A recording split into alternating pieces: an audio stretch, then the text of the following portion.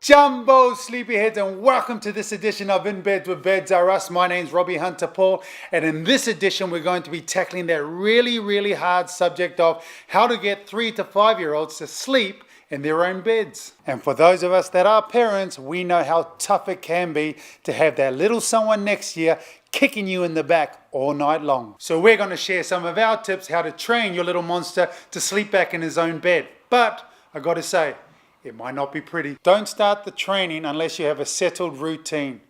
We're trying to create patterns, so if you're going on holiday, it's not the right time to do it. The routine that my wife and I use is at the same time, every night, we bathe our child, we read a book to them, and then we sing them a nursery rhyme. Talk to your children.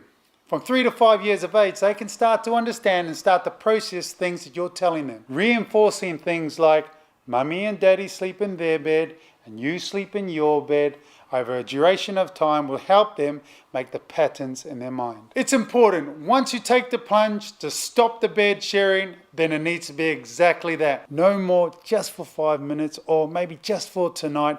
No, you've got to be strong on it. You've got to create those patterns. So there's going to be some sobs, there's going to be some tantrums, but it will pay out in the long run. If your child's used to sleeping in your bed, then maybe you could start by putting them in their bed and putting an air bed next to them and sleeping next to them for 3 days. Following that, we can prepare a chair and we can sit next to our child as our child goes off to sleep, and then we'll be able to return to our bedrooms. And once you're both asleep, this is probably where the pain's going to come in, because as they finish a sleep cycle, they'll wake up and they'll probably come looking for you.